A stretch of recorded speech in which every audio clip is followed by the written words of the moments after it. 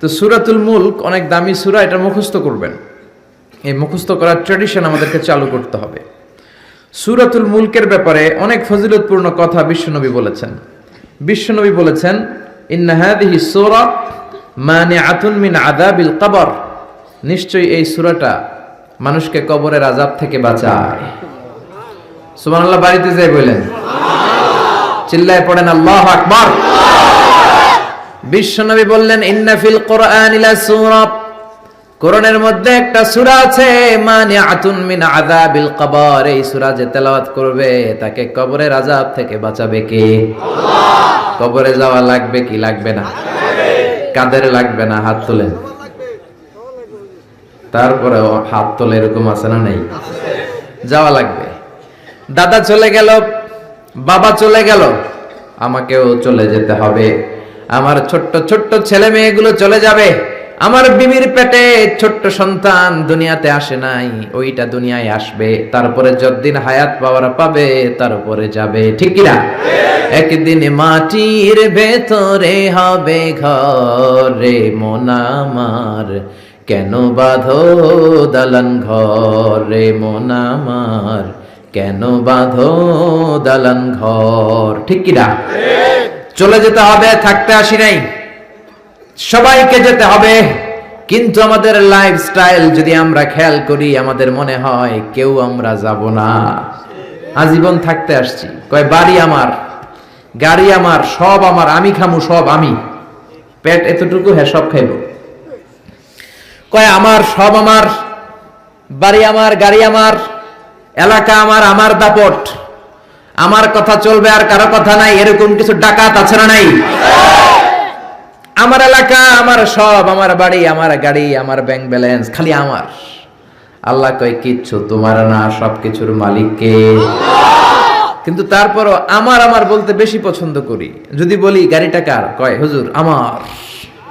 বাড়িটা কার? আমার। বিল্ডিংটা কার? আমার। কেমন করে আপনার বাড়ি হয়? আপনার বাবাও যখন এই বাড়িতে থাকতো সেও বলতো আমার, দাদাও কইতো আমার, ঠিক কিনা? আপনি মরে গেলে ছেলে বলবে আমার। একটাই বাড়ি, সবাই কয় আমার। পরের জায়গা পরের বাড়ি, ঘর বাঁধিয়াই আমি রই, আমি তো সেই ঘরের মালিক নই। পরের জায়গা পরের বাড়ি, ঘর বাঁধিয়াই আমি রই, আমি তো সেই ঘরের মালিক নই, ঠিক কি না? এই দুই লাইনের গানের ভেতরে গোটা আখিরাতটা আছে। এই দুই লাইনের সঙ্গীতের ভেতরে পুরো ইসলামটা আছে।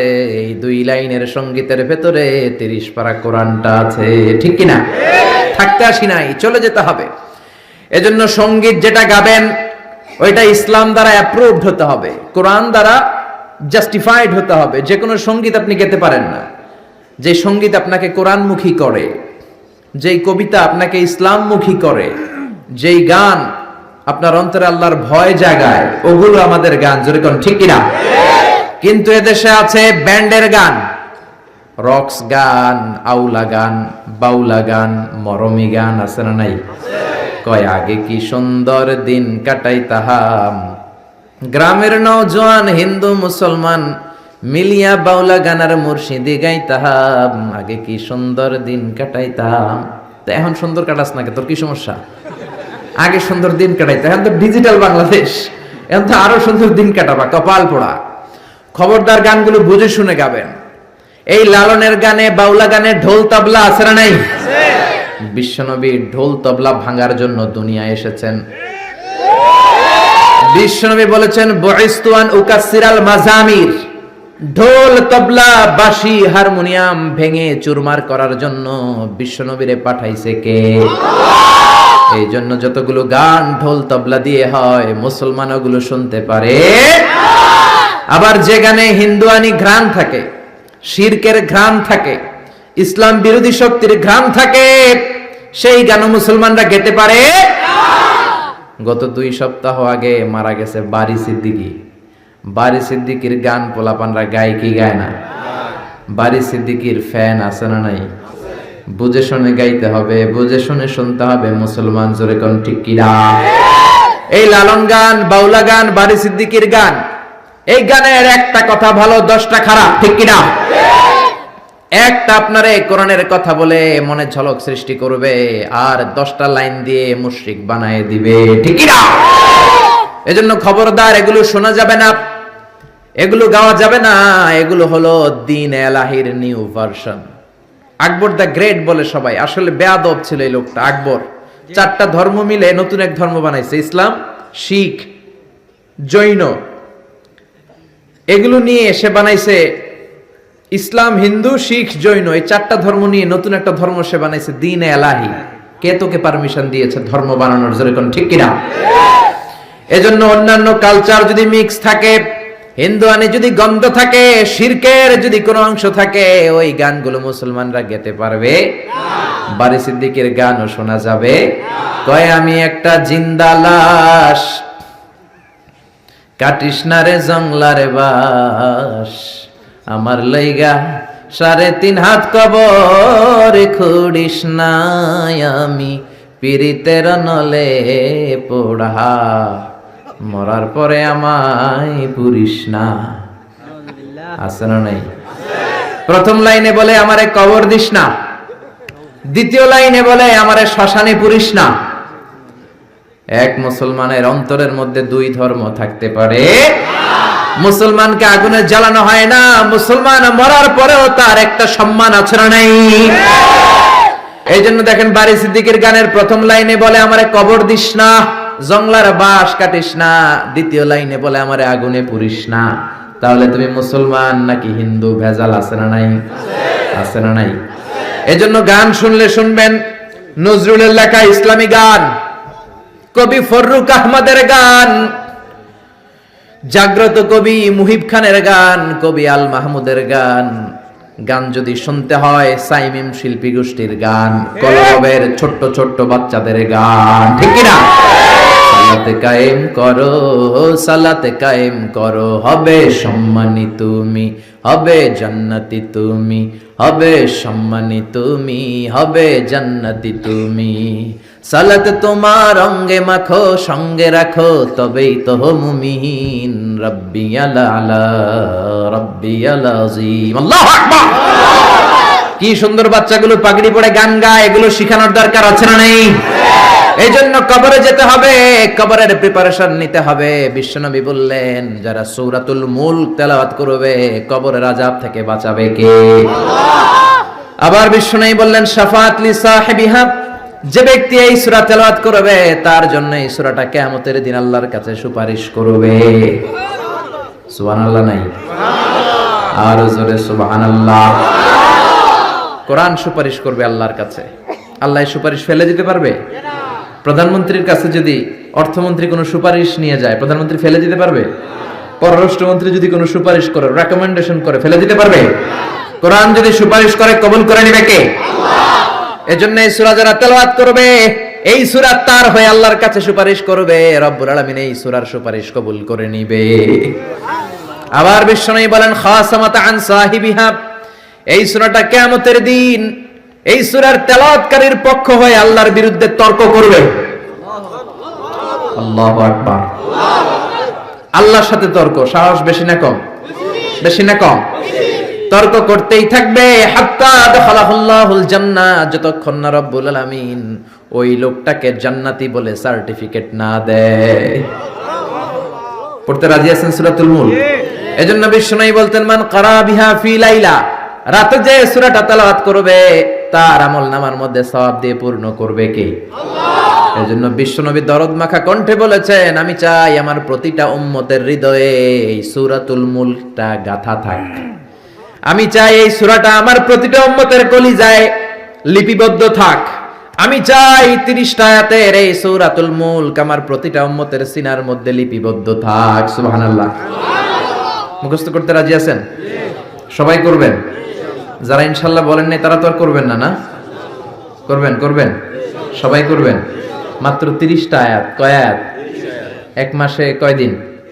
আপনাদের সামুদ সালে এক মাস কয় দিনে হয়? এদিকেও 30 দিনে। তাহলে প্রতিদিন যদি একটা করে আয়াত আপনি মুখস্থ করেন, আপনার সূরাটা মুখস্থ করতে লাগবে কয় দিন? জোরে বলেন। এটা আপনাদের বাড়ির কাজ, শামুকসারবাসীদের জন্য বাড়ির কাজ, হোমওয়ার্ক। কোরআন পড়া হয় না। আগামী এক মাসে এই শামুক সারের প্রত্যেকের হৃদয়ের ভিতরে এই সূরাতুল মুলক থাকার দরকার আছে না নাই? রাজি আছেন? রাজি আছেন? চিৎকার করে পড়েন ইনশাআল্লাহ। এই সূরাটার মধ্যে নাস্তিকদের জন্য কিছু ডোজ আছে, ডোজ। নাস্তিকদের জন্য কিছু ডোজ দিয়েছে কে? মেডিসিন দিয়েছে কে? আমরা আল্লাহরে বিশ্বাস করি, আমরা আস্তিক। যারা করে না তারা কি? আমরা আস্তিক হতে চাই না, নাস্তিক। নাস্তিকরা বলে আমরা স্রষ্টা মানি না, কারণ স্রষ্টা দেখি না। কিন্তু ওরা বাতাসও দেখে না, কিন্তু বাতাস মানে কি মানে না। কারো মাথায় যদি ব্যথা হয় দেখে না, কিন্তু মানে কি মানে না। Bad headache, someone feel bad headache in his head, so why do you believe on that? কেন মাথা ব্যথা মানো? Do you see the air in the atmosphere? বাতাসে যে বায়ুমণ্ডলে যে বাতাস, এটাকে আমরা দেখতে পাই। তো নাস্তিক ভাইরা, তোমরা বাতাসে বিশ্বাস করো কেন? কপাল পোড়া। ওরা নিজেরাই নিজেদেরকে দেখে না, আল্লাহর দেখবে কেমন করে? আপনি কি আপনার চোখ দেখেন আয়নার সাহায্য ছাড়া? কথা বলেন। পিঠ দেখেন আয়নার সাহায্য ছাড়া? আরে আয়না থাকলেও তো পিঠ দেখতে গেলে ঘাড় ভেঙে যাবে। কথা বলেন। এই জন্য নাস্তিকদের জন্য ডোজ দেয়া হয়েছে। নাস্তিকরা বলে আনসিন ইজ নাথিং, যেটা দেখি না মানি না। আল্লাহ বলে আমার সৃষ্টির দিকে তাকা, আমার সাগরের দিকে তাকা, আমার ঝর্ণার দিকে তাকা। আমার সৃষ্টি নৈপুণ্যের ভিতরে আমি আল্লাহ আছি না নাই? ঝর্ণা ঝর্ণা ঝর্ণা রে, বলনা বলনা বলনা রে, কার বিরহে পাগল পাড়া তুই। কার মিলনে ফুল ফসলে ভরা রে তোর দুকুল ভুই। কার মিলনে ফুল ফসলে ভরা রে তোর দুকুল ভুই। ঝর্ণা ঝর্ণা ঝর্ণা রে, বলনা বলনা বলনা রে, কার বিরহে পাগল পাড়া তুই। আল্লাহু আকবার। সিলেটের মাধবকুণ্ডে যান, আমি মাহফিল করতে গেলে এটা ঘুরে দেখে আসি। 250 ফিট উপর থেকে জলপ্রপাত, দিন নাই রাত নাই, ঝড়ো ঝড়ো কলো কলো টানে ঝর্ণা ঝরে। এই ঝর্ণার তৈরিকারী কে? আল্লাহ। সাগরের প্রচন্ড উত্তাল ঢেউ। কক্সবাজারে যাবেন, 155 kilometre, the longest sea beach ever in the world. পৃথিবীর সবচাইতে বড় সমুদ্র সৈকত বাংলাদেশে দিয়েছে কে? আল্লাহ। আলহামদুলিল্লাহ কইবেন না? আমরা যদি আমাদের ট্যুরিজম সেক্টরকে একটু স্ট্রং করতে পারতাম, আমাদের সিকিউরিটি যদি ভালো থাকতো, আমাদের নৈতিকতা যদি ভালো থাকতো, গোটা বিশ্বে র্যাঙ্কিং এ ট্যুরিজমে 1 নম্বরে চলে যেত আমার বাংলাদেশ। যেরকম ঠিক কিনা? কিন্তু নেতা খাতারা কিচ্ছু করে না, দেশকে আগাতে চায় না, আগায় নেয় নিজের পেট শুধু আগায়। দরজা খোলার জন্য ধাক্কা দেয়া লাগে না, পেটের ধাক্কায় দরজা খুললা যায়। সবাই আবার এক পাল্লায় মাইপেন না। আপনাদের রেলমন্ত্রী অনেক ভালো মানুষ, এই যে এখনো তো মাহফিল করতে দিচ্ছে উনি। অনেক জায়গায় আমাদের মাহফিল বন্ধ করে, উনি তো অনুমতি দিয়েছে। ঠিক কিনা? ঠিক কিনা? এই জন্য যারা কোরআনের পক্ষে তাদের জন্য আমাদের দোয়া আছে না নাই? আর যারা বিপক্ষে তাদের জন্য বাঁশ আছে না নাই? কি দিবেন? দিবেন? আমাদের তো কিছু নাই দেয়ার, কি দিব? বাঁশ দিয়ে দেবে, এতটুকু কেটে কেটে হাতে দিয়ে দেবে। ঠিক কিনা? ঠিক কিনা? ঠিক কিনা? এজন্য কবরে আমাদেরকে যেতে হবে, স্রষ্টায় আমাদেরকে বিশ্বাস করতে হবে। যারা আল্লাহরে বিশ্বাস করে না তারা হলো নাস্তিক। জোরে বলেন ঠিক কিনা? এই ট্যুরিজম যদি আমরা আগায় নিতে পারতাম, আমাদের রাজস্ব আয়ের লায়ন পার্ট, সিংহভাগ আমাদের পর্যটন শিল্প থেকেই আসতো। চিল্লা এখন ঠিক কিনা?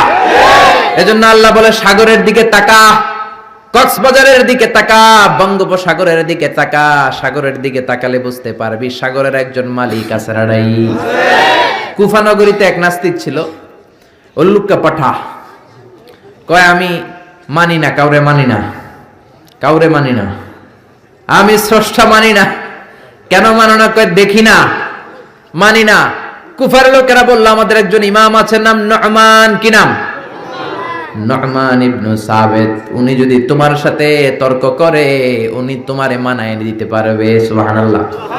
সে কয় পৃথিবীর কেউ আমারে বুঝাতে পারবে না, আমি মানি না। ঠিক আছে, তর্ক হবে। ডেট দেয়া হলো জুমাবার।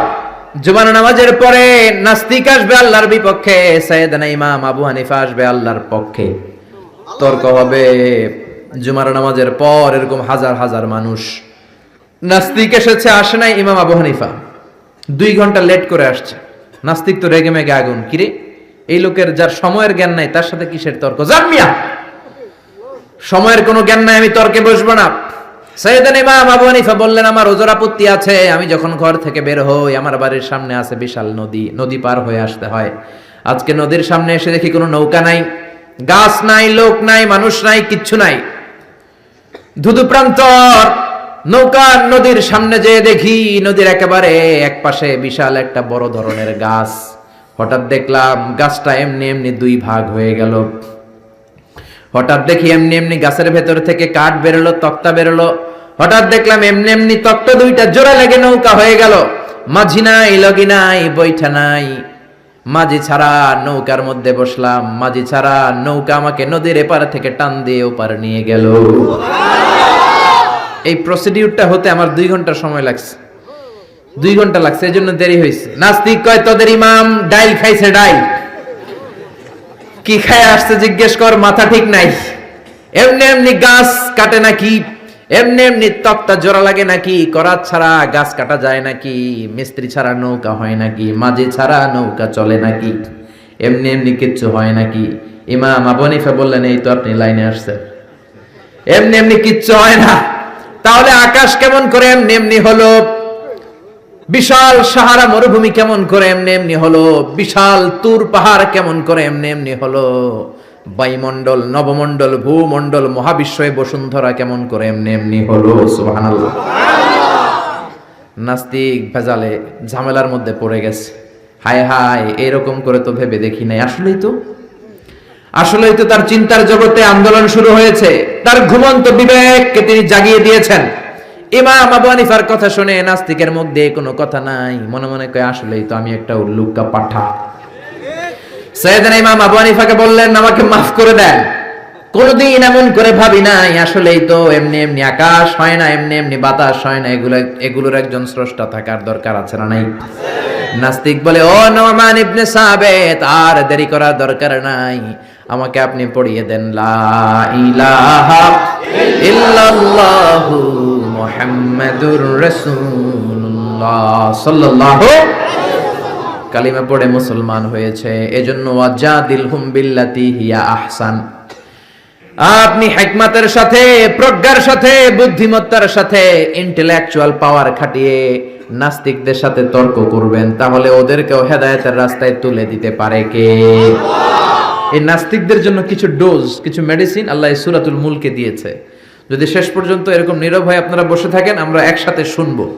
পড়েন ইনশাআল্লাহ, আরো জোরে ইনশাআল্লাহ। সূরাতুল মুলক মাক্কি সূরা, আয়াত মাত্র 30টা, 29তম পারার প্রথম সূরা, রুকু আছে 2টা। কয়টা? 2টা। মুলক মানে হচ্ছে ক্ষমতা, মুলক মানে পাওয়ার, মুলক মানে কিংডম, মুলক মানে অথরিটি, মুলক মানে সভরেইনটি। আল্লাহ শুরু করলেন, তাবারাকাল্লাযী বিয়াদিহিল মুলকু ওয়া হুয়া আলা কুল্লি শাইইন কাদির। সুমহান সেই সত্তা যার হাতে ক্ষমতা, আর ওয়া হুয়া আলা কুল্লি শাইইন কাদির, তিনি সব কিছু করতে পারেন। তিনি কে? আল্লাহ। খেয়াল করে বুঝবেন, আল্লাহ বললেন বিয়াদিহিল মুলকু, তাবারাকাল্লাযী, সুমহান সেই আল্লাহ, বিয়াদিহিল মুলকু, তার হাতে ক্ষমতা। ক্ষমতা কার হাতে? আল্লাহ।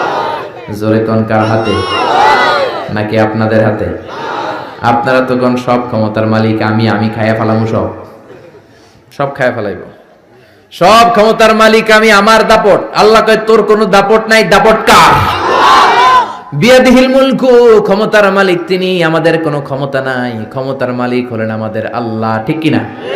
কিসের আবার আমাদের ক্ষমতা? আমরা তো দুর্বল। ওয়া খুলিকাল ইনসানু দাঈফা, আমাদেরকে দুর্বল করে বানালো কে? আল্লাহ। ছোট্টবেলায় ছিলাম দুর্বল, নিজের পেশাব নিজে খেয়েছি, নিজের পায়খানা নিজে খেয়েছি। আবার 80 বছর যদি হায়াত পায়, হেও নিজের পায়খানা নিজে খায়, নিজের পেশাব নিজে খায়, ঠিক কিনা? শুধু দুর্বল না, দুর্বলের ঘরের দুর্বল, জোরে কোন, ঠিক কিনা? কেমন করে আপনার হাতে ক্ষমতা? আপনার যদি পেটের মধ্যে ব্যথা হয়, আপনার যদি ডায়রিয়া হয়, বিছানায় পড়ে গড়াগড়ি খান কি খান না? সিলাসিলি করেন কি করেন না? আই মরি যাই, আমারে মাফ করে দে, আছে না নাই? 5 বার ডায়রিয়া হয়েছে, 5 বার টয়লেটে গিয়েছে, আর চেহারার দিকে তাকানো যায় না। এতদিন কইতে আমার এলাকা, এখন কয় আমারে মাফ করে দে। মাফ চান কি জন্য? আপনার যখন ডায়রিয়া হবে, আপনি বলবেন সব ক্ষমতার মালিক আমি। কপাল পোড়া, চিল্লা এখন, ঠিক কিনা? কোনো ক্ষমতা নাই। অসুস্থ হলে, দুর্ঘটনায় পড়লে, বিপদে যখন আমরা পড়ি তখন বোঝা যায় আমাদের কত ক্ষমতা, ঠিক কিনা? এখন যদি একটা ভূমিকম্প হয় একজনরেও খুঁজে পাওয়া যাবে না, সব দৌড় বাঁচার জন্য, ঠিক কিনা? নেপালে আমাদের কিছু সেলিব্রিটিরা, নায়ক নায়িকারা শুটিং এর জন্য গিয়েছেন নেপালে। গত বছর নেপালের কাঠমান্ডুতে বিশাল একটা ভূমিকম্প হয়েছে না? এরা যে হোটেলে উঠছে, পরের দিন পাহাড়ের উপরে শুটিং। পাহাড়ে 10টার দিকে যখন উঠলো, উইঠা শুটিং শুরু করছে। দুনিয়াকে মজা লেলো, দুনিয়া তোমারই হ্যাঁ। আল্লাহকে মজা জনমের মতো লয়ে আলো, আমি খেলা দেখাইতেছি। আল্লাহ পুরো কাঠমান্ডুটাকে, শহরটাকে নাড়ায় দিলেন। পাহাড়ি শহর তো। নায়িকারা বলতেছে হঠাৎ আমরাও নাচতেছি, পাহাড়ও নাচতেছে। এরপরে আমরা নাচ থামাইলাম, দেখি পাহাড় থামায় না, পাহাড় নাচতেছে। এবার আমরা শুয়ে পড়লাম, জমিনের মধ্যে বসে পড়লাম, পাহাড় দুলতে শুরু করেছে। বুঝতে পারলাম ভূমিকম্প। মাত্র 2 কিলোমিটার দূরে আমাদের রেখে আসা হোটেলে আমাদের জিনিসপত্র, লাগেজ, কাপড় চোপড়। হোটেলের দিকে তাকায় দেখি 1 সেকেন্ডের ব্যবধানে পুরো হোটেলটা মাটির সাথে মেসাকার। এক ভূমিকম্পের ধাক্কায় পুরো হোটেলটা মেসাকার। চিল্লায় পড়েন আল্লাহু আকবার। নেপালে যারা ভ্রমণ করেছেন দেখবেন বড় বড় মূর্তি পদ্মাসনে বসে থাকে। ইরানের উপরে করে এইভাবে বসে থাকে। বিশাল বড় বড় মূর্তিগুলোর সামনে দুধ আছে, কলা আছে, আম আছে, মিষ্টি আছে না নাই? কিন্তু কিচ্ছু খাইতে পারে না। জোরে কোন ঠিক কিনা? যারা সকাল বেলায় মিষ্টি দেয়, রাতের বেলায় চুরি করে ওরাই খায়, ঠিক কিনা? যতগুলো মূর্তি ছিল সব শেষ। এই মূর্তির সামনে যে ওরা বলতো ওম শান্তি ওম, কিন্তু মূর্তিগুলাই শেষ।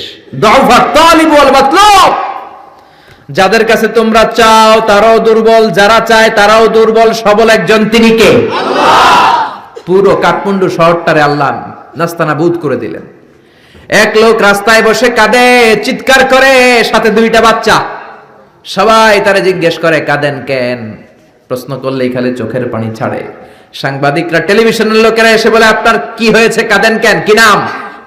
কয় আমার নাম অমুক, আমি এই এলাকার সবচেয়ে প্রতাপশালী লোক ছিলাম। গতকালও আমার 2টা 5তলা বাড়ি ছিল, 2টা গাড়ি ছিল, 3টা শপিং মল ছিল, টাকার কোনো অভাব নাই। ভূমিকম্পের ধাক্কায় সব মাটির ভেতরে নিয়ে গেছে কে? গতকাল আমি প্রতাপশালী, আজকে আমি ফকিরের ঘরের ফকির, ঠিক না? কিচ্ছু নাই। ছেলেগুলোরে খাওয়াবো কি? ত্রাণের খাবার নেয়ার জন্য লাইন ধরেছি। প্রতাপশালী মানুষ ধাক্কাধাক্কি করতে পারি? খাবারও জোটে না। গত 3 দিন আমার পেটের ভেতরে কোনো দানা পানি পড়ে নাই। কি খাওয়াবো ছেলেগুলারে? এরকম ভূমিকম্প দিয়ে বাংলাদেশটারও আল্লাহ শেষ করে দিতে পারে কি পারে না? এজন্য ক্ষমতার মালিক একজন, তিনি কে? আর কোনদিন বলবেন আমরা ক্ষমতার মালিক?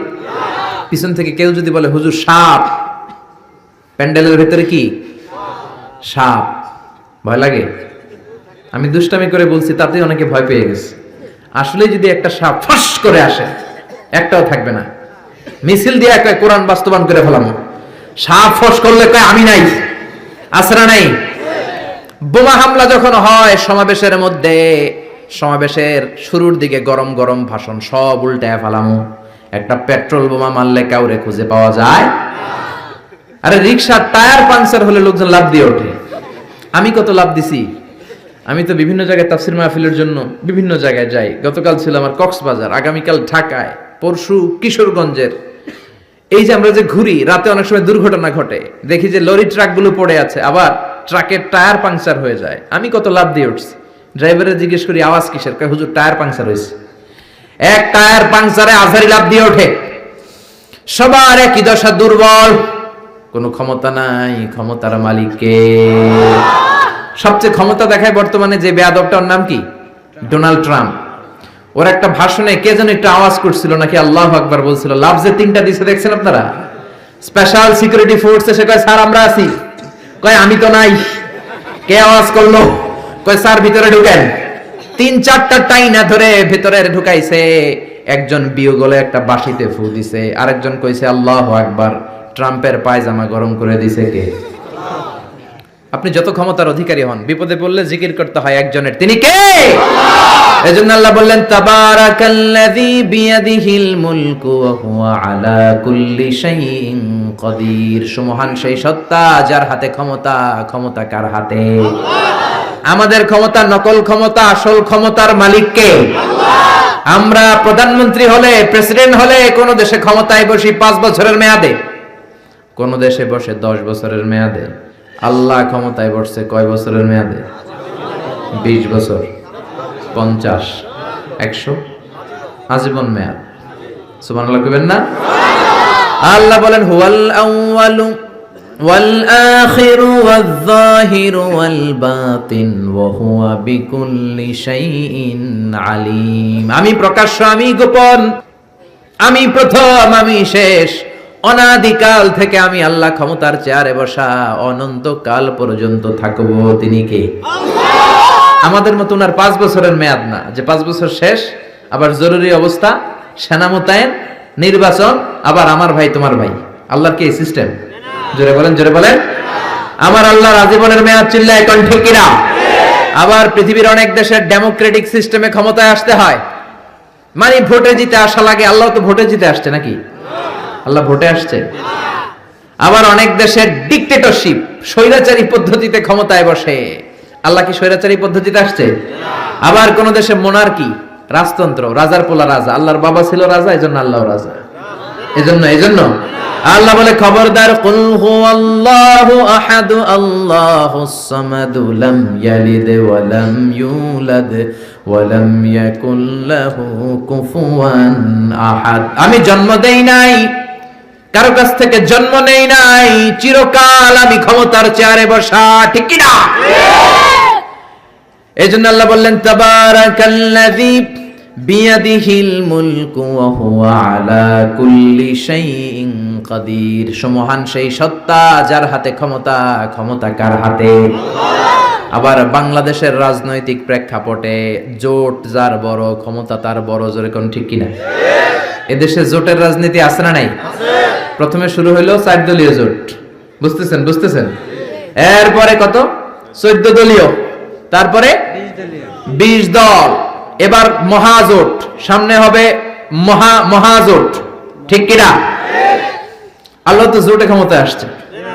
আল্লাহ এরকম জোট করে আসছে, কোয়ালিশন করে আসছে। আল্লাহ বলেন ওয়ালাম ইয়াকুল্লাহু শারীকুম ফিল মুলকি ওয়া কাব্বিরহু তাকবীরা। আমি আল্লাহর জোট নাই, আমি আল্লাহর শরীক নাই, আমি আল্লাহর ক্ষমতায় কোনো অংশীদার নাই, আমি একাই সব ক্ষমতার মালিক। সুবহানাল্লাহ। এজন্য কখনো বলবেন না ক্ষমতার মালিক আমরা, বলবেন ক্ষমতার মালিক কে? আবার পৃথিবীতে দেখবেন অনেক দেশে আন্দোলন করে ক্ষমতার চেয়ার থেকে নামানো যায় কি যায় না। আমি মিশরে ছিলাম 5 বছর, হুসনি মুবারক প্রেসিডেন্ট, ওরা আন্দোলন করে ওনাকে ক্ষমতার গদি থেকে নামায় ফেলছে। তো আমরাও তো একটা চমৎকার আন্দোলন করলে আল্লাহর নামায় ফেলতে পারবো না? জিনেরা যদি বলে আমরা মানুষের সাথে আছি, আল্লাহরে মানি না, পারবো? ফেরেশতারা যদি বিদ্রোহ করে তাহলে পারবো? তাহলেও পারবো না। আল্লাহ বলে ওয়া আন্নাকুম গায়রু মুজিজিল্লাহ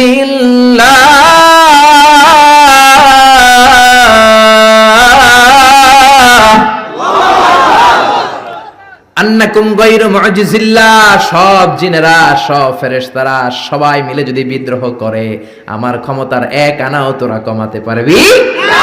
এজন্য আল্লাহ বললেন তাবারাকাল্লাযী বিয়াদিহিল মুলকু ওয়া হুয়া আলা কুল্লি শাইইন কাদির। সুমহান সেই সত্তা যার হাতে ক্ষমতা।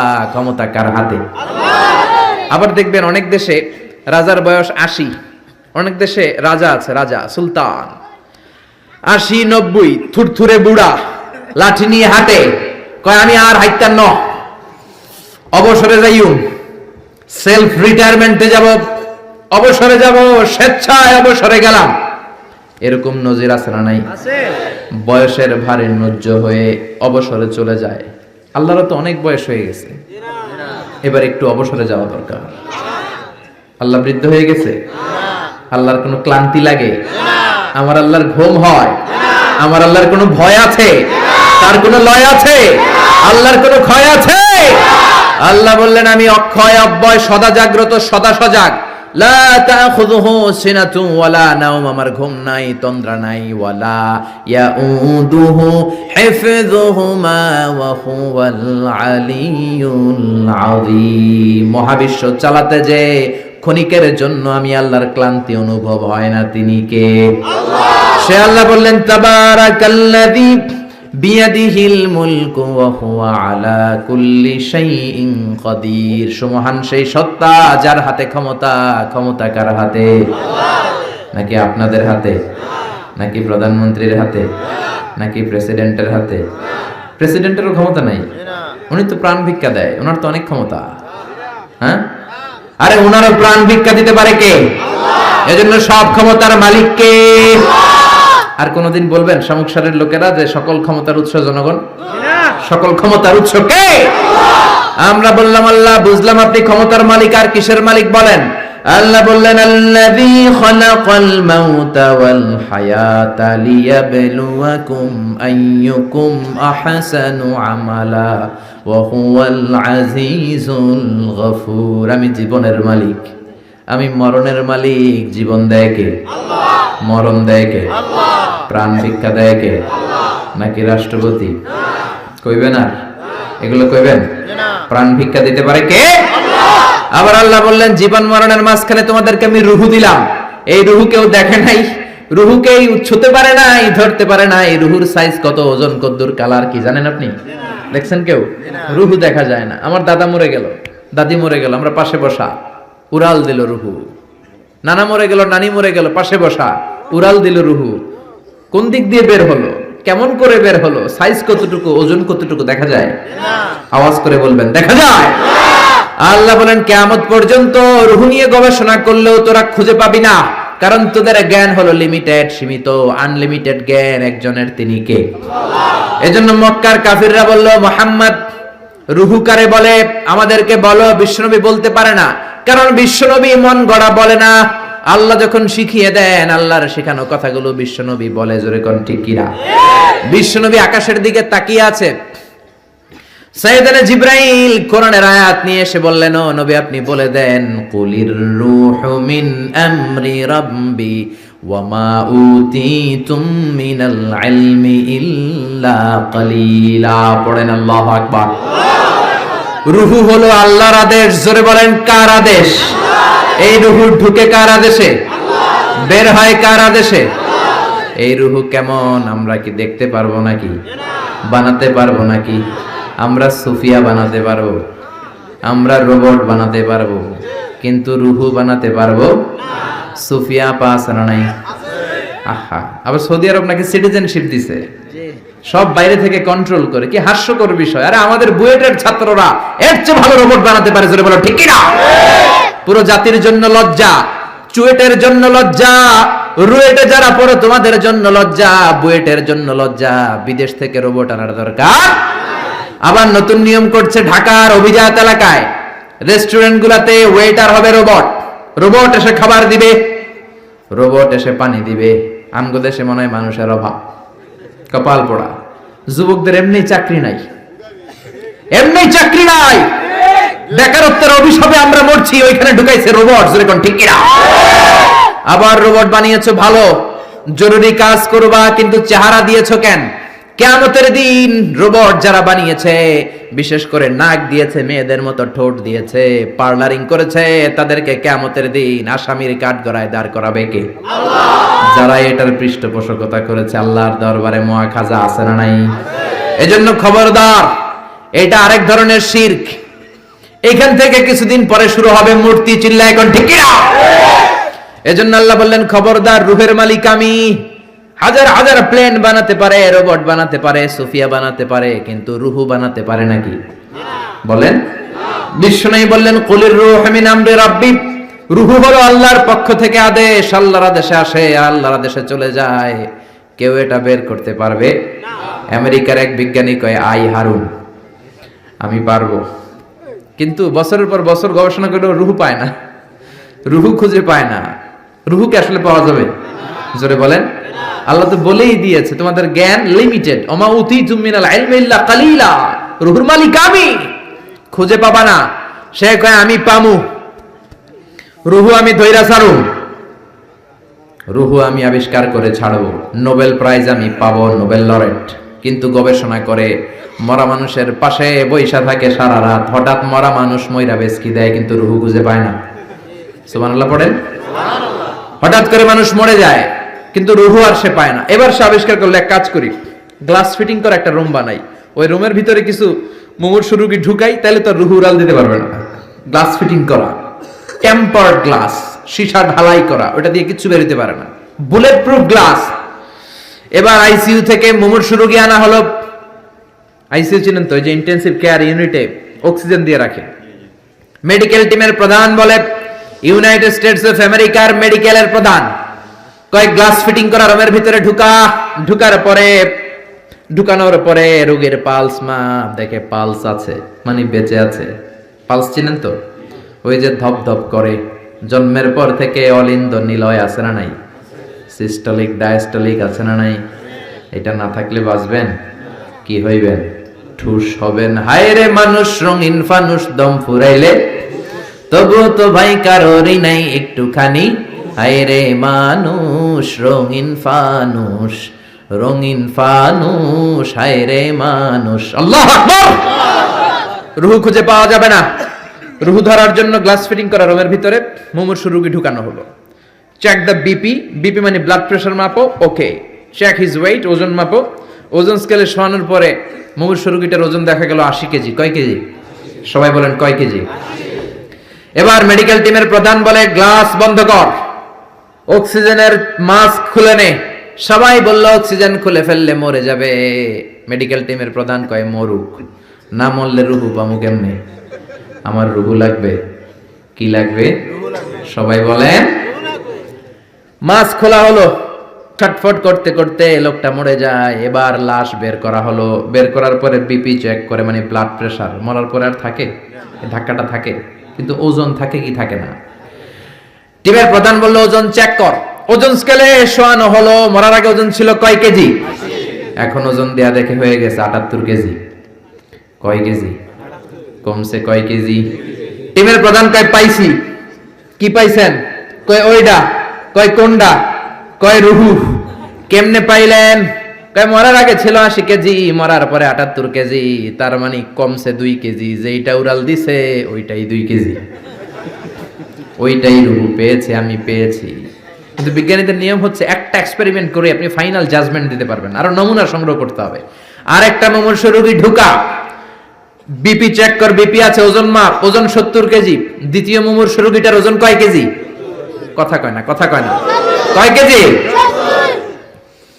70 কেজি। ওইটারও মুখোশ খুলে ফেলা হলো। অক্সিজেনের অভাবে ওই লোকটাও মরে যায়।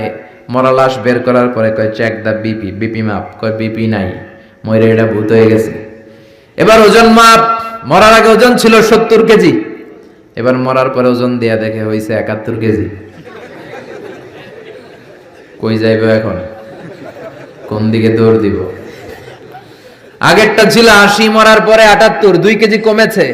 তার মানে রুহু উড়াল দিয়েছে। রুহুর ওজন ছিল 2 কেজি, এইটা মরার আগে 70 কেজি, মরার পরে হয়ে গেছে 71 কেজি। বাড়লো কেমনে? আল্লাহকে কিয়ামত পর্যন্ত তুই বিপি চেক করতে পারবি। কিয়ামত পর্যন্ত টেম্পার্ড গ্লাসের রুমের ভিতরে ঢুকিয়ে মুমূর্ষু রোগী নিয়ে গবেষণা করতে পারবি, মাগার রুহু খুঁজে পাবি না।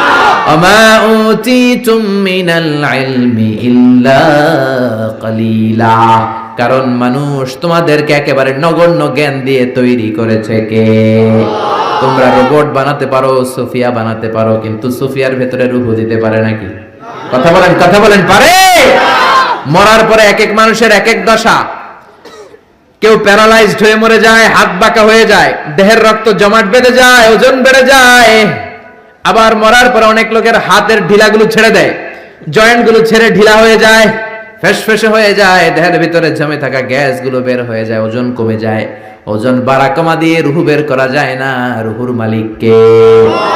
আমরা বললাম আল্লাহ, বুঝলাম আপনি ক্ষমতার মালিক, বুঝলাম আপনি রুহুর মালিক। আর কিসের মালিক? আল্লাহ বললেন, গোলাম الذي خلق 7 سماوات طباقا ما ترى في خلق الرحمن من تفاوت। মাথার উপরে আকাশের দিকে নজর করে তাকা, বিশাল আকাশটারে বানিয়েছে কে? আল্লাহ। নাকি আমেরিকার বিজ্ঞানীরা? বানিয়েছে কে? 7 স্তরে তিনি বানালেন। আবার বললেন, আল্লাযী ওয়ালাকাদ যায়্যানাস সামাআদ দুনিয়া বিমাসাবিহা ওয়া জাআলনাহা রুজুমান লিশ-শায়াতিন। এই সাত আকাশকে আমি একটার চেয়ে একটা বড় করে বানালাম। প্রথমে বানালাম প্রথম আকাশের মহাশূন্য, তারপরে প্রথম আকাশ, তারপরে দ্বিতীয় আকাশের মহাশূন্য, তারপরে দ্বিতীয় আকাশ। একটার চেয়ে একটা বড় না ছোট? কথা বলেন, বড় না ছোট? কত বড়? বিশ্বনবী বললেন, হাতের আংটি যদি মরুভূমিতে ফেলে দাও, মরুভূমির তুলনায় তোমার হাতের আংটি যত ছোট, আল্লাহর দ্বিতীয় আকাশের তুলনায় প্রথম আকাশটা ঠিক তত ছোট। প্রথম আকাশের চেয়ে দ্বিতীয় আকাশ বড়, তার চেয়ে তৃতীয় আকাশ বড়, তার চেয়ে চতুর্থ, পঞ্চম, ষষ্ঠ, সপ্তম, তারপরে সিদরাতুল মুনতাহা বড়, সিদরাতুল মুনতাহার উপরে কোরআনের বাড়ি লৌহে মাহফুজ বড়, তার উপরে বাইতুল মামুর বড়, তার চেয়ে আল্লাহর আরশ বড়, আরশের চেয়ে কুরসি বড়, তার উপরে ৭০,০০০ নূরের পর্দা বড়, আর সবচেয়ে বড় হলো আল্লাহু আকবার, আমার আল্লাহ সবচেয়ে বড়। ঠিক কি না? এই সাত আকাশের এত উপর থেকে গোটা বিশ্বের সব নিয়ন্ত্রণ করে কে? আল্লাহ।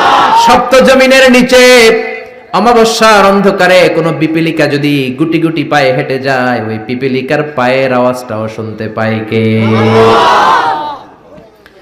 আল্লাহ বললেন ৭ স্তরে বানিয়েছি আকাশ। আপনারা যে দেখেন বা বিজ্ঞানীরা যে রকেট নিয়ে এদিক সেদিক যায়, স্যাটেলাইট লঞ্চ করে, দ্য লঞ্চিং দ্য স্যাটেলাইট, এগুলো কিন্তু আকাশে নয়, এগুলো আকাশের মহাশূন্যে। এটা হচ্ছে প্রথম আকাশের মহাশূন্য, তারপরে প্রথম আকাশ, একটার চেয়ে আরেকটা বড়। বৃহস্পতি বিশাল বড়, সূর্য আরো বড়। এই পৃথিবীটা কত বড় একটু আন্দাজ করেন। আমরা বসে আছি 14 গ্রাম। 14 গ্রাম হচ্ছে কুমিল্লার 17টা থানার একটা থানা। কুমিল্লা হচ্ছে 64 জেলার এক জেলা। এরকম 64টা জেলা নিয়ে আপনাদের ডিজিটাল বাংলাদেশ। আর বাংলাদেশ হচ্ছে পৃথিবীর সবচেয়ে বড় দেশ। বড় না ছোট? জোরে বলেন। ভারত প্রায় 20 গুণ বড়, কানাডা 100 গুণ বড়, রাশিয়া 150 গুণ বড়।